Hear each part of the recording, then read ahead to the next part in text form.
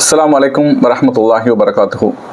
மறுமை நாளுடைய நெருக்கத்தில் நடக்கக்கூடிய மிக பெரும் அடையாளங்களில் அடுத்து நபி ஸல்லல்லாஹு அலைஹி வஸல்லம் அவங்க சொல்கிறாங்க, தஜ்ஜாலினுடைய வருகை குறித்து ஒரு முன்னறிப்பை அல்லாஹ்வுடைய தூதர் செய்கிறாங்க.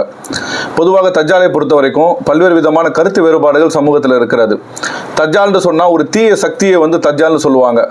சில காலத்தில் அமெரிக்க அதிபர்களை தஜ்ஜால்னு சொல்லியிருக்கிறாங்க, இஸ்ரேலினுடைய அதிபரை தஜ்ஜால் என்று சொல்லியிருக்கிறாங்க. சில தீய சக்திகளாக ஒரு ஆபத்து இந்த உலகத்தில் ஏற்படுகின்ற பொழுது அது போன்ற காரணங்களை வைத்து சில குணாதிசயங்களை வைத்தெல்லாம் இதுதான் தஜ்ஜால் என்று மக்கள் சொல்லி இருக்கிறாங்க.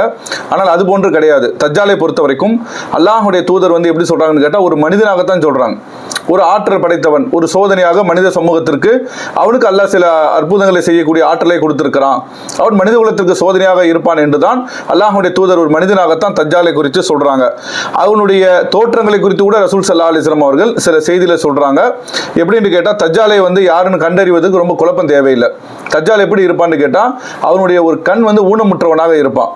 நல்ல 2 கண்களும் பார்வையுள்ளவனாக தஜ்ஜால் இருக்க மாட்டான். அவனுடைய ஒரு கண் ஊனமுற்றதாக இருக்கும், ரொம்ப சிறுத்ததாக அவனுடைய கண் இருக்கும் என்று அல்லாஹ்வுடைய தூதர் சொல்றாங்க. அதில் 2 விதமான கருத்து இருக்கு. வலப்பக்க கண் அப்படி இருக்கும் என்றும் ஹதீஸ் இருக்கிறது, இடப்பக்க கண் அது போன்று இருக்கும் என்று ஹதீஸ் இருக்கிறது. ஆனால் ஏதோ ஒரு வகையில் ஒரு கண் சிறுத்ததாக இருக்கும், அந்த ஊனமுடையவனாகத்தான் தஜ்ஜால் இருப்பான் என்று அல்லாஹ்வுடைய தூதர் சொல்றாங்க. அதே மாதிரி பார்த்தீங்கன்னு சொன்னா ஒரு மூக்கினுடைய முகத்திலேயே மூக்குக்கு அருகாமையில் ஒரு பெரிய ஒரு கூடுதலாக வளர்ந்தது போன்ற ஒரு சதை துண்டு ஒன்று இருக்கும். அந்த மாதிரியான தோற்றத்தில் தான் தஜ்ஜால் இருப்பான் என்றும் அல்லாஹ்வுடைய தூதர் சொல்றாங்க. அதே போன்று அவனுடைய 2 கண்களுக்கு மத்தியில் தெளிவாக படிக்கும் அளவிற்கு, யாருக்குமே குழப்பம் இல்லாத அளவிற்கு தெல்ல தெளிவாக எல்லோரும் அறிந்து கொள்ளக்கூடிய விதமாக அவனுடைய நெற்றியில காஃபிர் என்று எழுதப்பட்டிருக்கும். இது தஜ்ஜாலினுடைய வெளிப்புற தோற்றத்தினுடைய அடையாளமாக அல்லாஹ்வுடைய தூதர் சொல்லி காண்பிக்கிறார்கள். இதுல கூடுதலாக ஒரு தகவல் கிடைக்கிறது. என்னன்னு கேட்டா, இந்த தஜ்ஜால் எப்பொழுது வருவான்? கியாமத் நாளுடைய நெருக்கத்துல தான் வருவான். ஆனால் அவன் எப்பொழுது பிறந்திருக்கிறான், எப்பொழுது அவன் இந்த பூமிக்கு வருவான் என்று கேட்டால், அல்லாஹ்வுடைய தூதருடைய காலத்திற்கு முன்பிருந்தே தஜ்ஜால் இந்த பூமியில இருக்கிறான். அதற்கு ஒரு செய்தி, ஒரு ஹதீஸ் ஒன்று இருக்கிறது. தமீமுத்தாரி என்ற ஒரு நபித்தோழர், இஸ்லாத்தை ஏற்றுக்கொண்டவர், அவர் என்ன செய்யறாருன்னு கேட்டால் கடல் பயணமா போறாரு.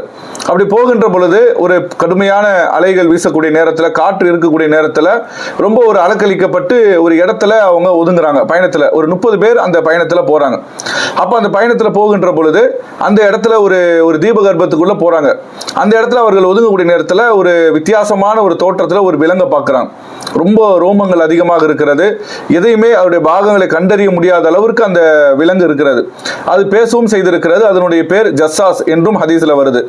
அப்ப அது என்ன செய்யுதுன்னு கேட்டா, ஒரு மனிதர் உங்களை பார்ப்பதற்காக வேண்டி இருக்கிறாரு, நீங்கள் அவரை போய் பாருங்கன்னு சொல்லிட்டு தஜ்ஜாலிடம் அது அனுப்பி வைக்கிறது. ஃபர்ஸ்ட் அச்சத்தை உணர்ந்திருக்கிறாங்க இந்த சஹாபாக்கள் எல்லாம். பிறகு என்ன செஞ்சிருக்கிறாங்க, உள்ள போய் பார்த்திருக்கிறாங்க.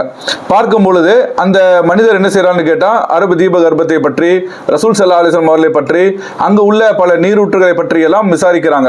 விசாரித்து விட்டு தமீமுத்தாரி கேட்கிறாங்க, நீங்க யார் என்று கேட்கும் பொழுதுதான், என்னை பற்றி அறிந்து கொள்ளக்கூடிய காலம் உங்களுக்கு வந்து விட்டது அப்படின்னு சொல்லிட்டு தான் தஜ்ஜால் என்று அவர் சொன்னார். இந்த செய்திகளை எல்லாம் பெற்றுவிட்டு அந்த பயணத்திலிருந்து மதீனாவுக்கு திரும்பிய உடனேயே தமீமுத்தாரி ரலியல்லாஹு அன்ஹு அவங்க என்ன செய்யறாங்கன்னு கேட்டா, அல்லாஹ்வுடைய தூதர் எடுத்து இந்த செய்தியை சொல்றாங்க. சொன்ன உடனேயே நபி ஸல்லல்லாஹு அலைஹி வஸல்லம் அவர்கள் தொழுகைக்காக வேண்டி அழைப்பு கொடுக்குறாங்க. மக்கள் எல்லாம் மஸ்ஜிது நபவியில் ஒன்று குழுமுறாங்க. அப்போ அந்த தொழுகையில எல்லாரும் மக்கள் ஒன்று குழுமிய பிறகு தொழுது முடித்தவுடன் அந்த மக்களிடத்தில் அல்லாஹ்வுடைய தூதர் சொல்றாங்க, தமீமுத்தாரி ஒரு செய்தியை கொண்டு வந்திருக்கிறார் அப்படின்னு சொல்லிட்டு இந்த தகவல்களை, தஜ்ஜாலை சந்தித்த நிகழ்வுகள் எல்லாம் சொல்லிட்டு ரசூல் ஸல்லல்லாஹு அலைஹி வஸல்லம் சொல்றாங்க, நான் உங்களுக்கு ஏற்கனவே தஜ்ஜாலை குறித்து சொன்ன செய்திகளை இவர் தமீமுத்தாரி என்ன செஞ்சிருக்கிறாரு, உங்களுக்கு மேலும் உறுதிப்படுத்தி இருக்கிறார் என்று அல்லாஹ்வுடைய தூதர் சொல்றாங்க.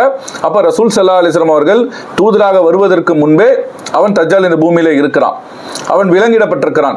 அதாவது கரண்டை காலுக்கும் முட்டுக்காலுக்கும் இடையில சங்கிலியால் பிணைக்கப்பட்டு அப்படியே அவனுடைய கழுத்துல அந்த சங்கிலியால் பிணையப்பட்டு தான் அவன் ஒரு இடத்துல வைக்கப்பட்டிருக்கிறான். கியாமத் நாளுடைய நெருக்கத்தில் அவன் என்ன செய்வான், விலங்கு உடைக்கப்பட்டு அவன் வெளியே வருவதற்கு அனுமதி கொடுக்கப்படுவான் என்பதை இந்த ஹதீஸ்ல இருந்து நமக்கு தெரியுது.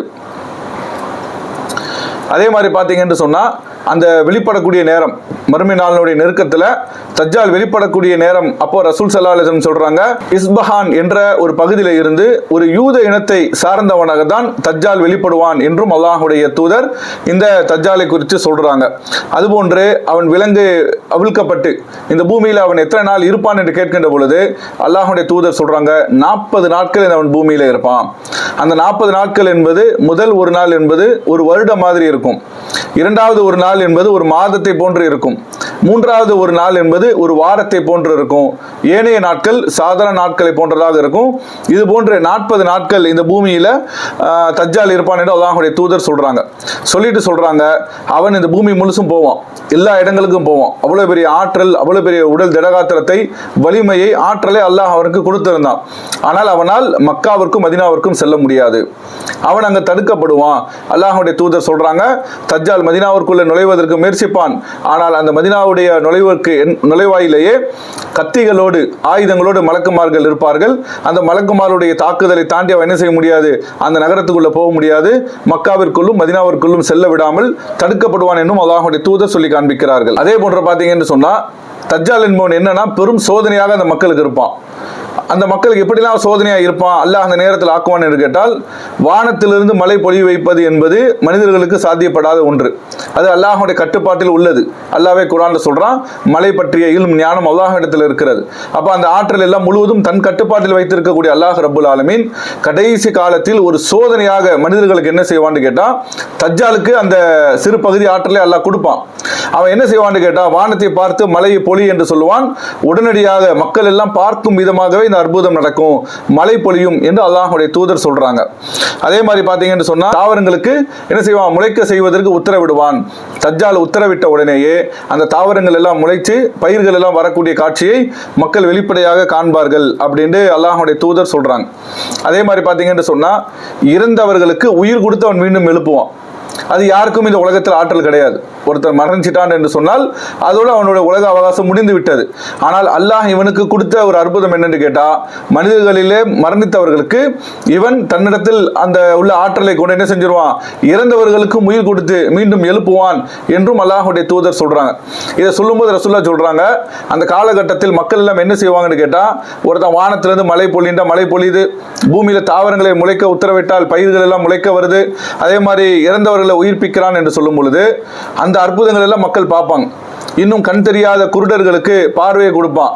அதே போன்று வெண்குஷ்ட நோயாளிகளுக்கு குணப்படுத்துவான். இப்படியெல்லாம் அற்புதங்களை பார்த்த உடனேயே அவனை கடவுள் என்று மக்கள் அவனுக்கு பின்னாடி செல்ல ஆரம்பிப்பார்கள்.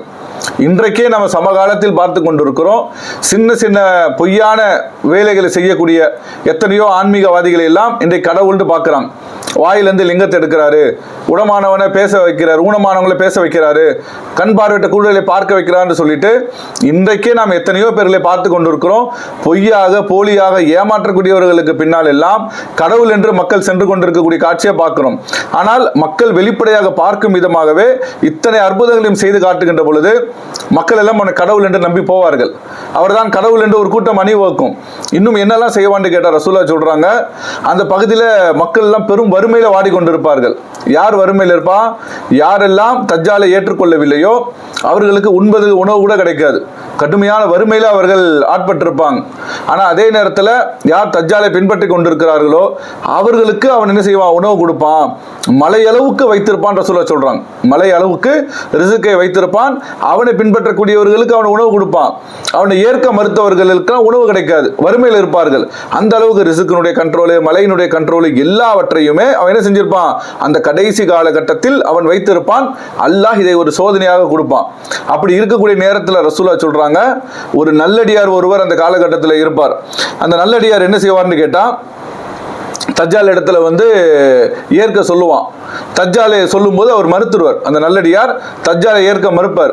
மறுத்த உடனே என்ன செய்வான்னு கேட்டா, உன்னை நான் கொன்று மீண்டும் உயிர் கொடுத்து எழுப்பினால் என்னை நம்புவியா, கடவுள் ஏத்துக்குவியான்னு சொல்லிட்டு அவர் பொதுப்படையாகவே அந்த மனிதரை அவன் என்ன செஞ்சிருவான், கொன்றுவான். கொலை செய்துவிட்டு மீண்டும் உயிர் கொடுத்து எழுப்பி கேட்பான், இப்ப என்ன நம்புறியான்னு கேட்பான். மீண்டும் அவர் சொல்லுவார், உன்னை நான் நம்ப மாட்டேன், அகில உலகத்திற்கும் ஆற்றல் உள்ளவன், படைத்தவன், பராமரிக்கக்கூடியவன் அல்லாஹ் ஒருவன் மட்டும்தான், நீ கடவுள் இல்லை என்று அவர் மறுத்து விடுவார். மீண்டும் கொலை செய்வதற்கு முயற்சி செய்வான். ஆனால் அவனால் முடியாது. ஒரு முறைதான் அந்த அற்புதத்தை அவனால் செய்ய முடியும். அப்படி தன்னை கொல்லுவதற்கு கொலை செய்த பிறகும் கூட மீண்டும் என்ன செஞ்சார், உயிர் பெற்று தஜ்ஜாலை ஏற்றுக்கொள்ள மறுக்கக்கூடிய நல்ல ஒரு ஈமான் உள்ள அடியார் ஒருவர் அந்த காலகட்டத்தில் இருப்பார் என்றும் அல்லாஹ்வுடைய தூதர் ஒரு நிகழ்வு குறித்து சொல்லி காண்பிக்கிறார்கள். அதே போன்று அவன் என்ன செய்வான், ஒரு காட்சியை காட்டி இது சொர்க்கம் என்று சொல்லுவான். ஆனால் அவன் எதை சொர்க்கம் என்று சொல்கிறானோ அது நரகமாக இருக்கும். அவன் ஒரு காட்சியை காட்டுவான், அது நரகம் என்று சொல்லுவான். அவன் எதை நரகம் என்று காண்பிக்கிறானோ அது சொர்க்கமாக இருக்கும் என்று அல்லாஹ்வுடைய தூதர் சொல்லி காண்பிக்கிறார்கள். கடைசியாக அவனுடைய 40 நாட்களுடைய அவகாசம் முடிவடையும். அவன் கடைசியாக ஷாம் தேசத்துல பாலஸ்தீனத்துல லுத் என்ற ஒரு இடத்துல அங்கு அவன் கொலை செய்யப்படுவான். யாரால் கொலை செய்யப்படுவான் என்று கேட்டால், அந்த நாளில் ஈசா அலைஹிஸ்ஸலாம் அவர்கள் அங்கு உயிரோடு இருப்பார்கள். நபி ஸல்லல்லாஹு அலைஹி வஸல்லம் காலத்திற்கு முன்பாக இறை தூதராக வந்த ஈசா அலைஹிஸ்ஸலாம் மீண்டும் அவர்கள் அந்நாளில் கடைசி நாளில் அடையாளமாக வருவாங்க. ஈசா நபி அவர்களும் ஒரு 40 நாட்கள் அதன் பிறகு இந்த பூமியில இருப்பார்கள். அவர்கள் தான் தஜ்ஜாலை கொலை செய்வார்கள். அது ஷாம் தேசத்தினுடைய பாலஸ்தீனத்துல லுத் என்ற இடத்துல அந்த சம்பவம் நடக்கும் என்று அல்லாஹ்வுடைய தூதர் சொல்லி காண்பிக்கிறார்கள். என்னன்னு கேட்டா, மனிதர்களுக்கு ஒரு சோதனை அல்லாஹ் ஏற்படுத்தலாம். ஈமான் விஷயத்துல, இறை நம்பிக்கை சார்ந்த விஷயத்துல அல்லாஹ்வை நீங்கள் நம்பிக்கை கொண்டதில் எந்த அளவுக்கு உறுதியா இருக்கிறீங்க, அதை சோதிப்பதற்காக வேண்டி சில அற்புதங்களை கொடுத்து ஒரு தஜ்ஜால் என்றவனை அல்லாஹ் அனுப்புகின்ற பொழுது அப்பவும் அதை மறுத்து அல்லாஹ் தான் ஒருவன் என்று அந்த நம்பிக்கையில யார் உறுதியாக இருக்கிறார்களோ அவர்கள் வெற்றி அடைந்து விட்டார்கள். இது ஒரு மகத்தான சோதனையாக அந்த காலகட்டத்தில் அடையக்கூடிய மக்களுக்கு இருக்கும். அதனாலதான் அல்லாஹ்வுடைய தூதர் சொன்னாங்க, நீங்கள் அந்த மறுமை நாளில் நெருக்கமான காலகட்டத்தை, தஜ்ஜாலினுடைய வருகை காலகட்டத்தை நீங்கள் அடைந்தீர்களே ஆனால் அதை நீங்கள் எதிர்கொள்வதற்கு 2 வழியை ரசூலுல்லாஹ் சொல்றாங்க. ஒன்று பிரார்த்தனை. ஒவ்வொரு நாளும் ஒவ்வொரு வேளை தொழுகையிலையும் நமக்கு சில பிரார்த்தனைகளை அல்லாஹ்வுடைய தூதர் கற்று தந்திருக்கிறாங்க. அதுல ஒரு துஆ ரசூலுல்லாஹ் சொல்றாங்க, அல்லாஹும்ம இன்னி அஊது பிக்க மின் அஸாபில் கப்ர் அஊது பிக்க மின் ஃபித்னத்தில் மஸீஹி தஜ்ஜால். தஜ்ஜாலினுடைய சோதனையிலிருந்து யா அல்லாஹ் என்னை பாதுகாத்துடு என்று ஒவ்வொரு தொழுகையிலையும் நான் கேட்கக்கூடிய பிரார்த்தனை அந்த நாளில் நமக்கு பலனளிக்கும். அல்லாஹ் அந்த சோதனையிலிருந்து நம்மை காப்பாற்றி விடுவான். அதே நேரத்தில் சூரத்துல் கஹ்ஃப் 18வது அத்தியாயம், அந்த குகை என்ற அந்த அத்தியாயத்தினுடைய துவக்க வசனங்களை ஓதிக்கொள்வதும் தஜ்ஜாலினுடைய சோதனையிலிருந்து நம்மை பாதுகாக்கும் என்று அல்லாஹ்வுடைய தூதர் சொன்னாங்க.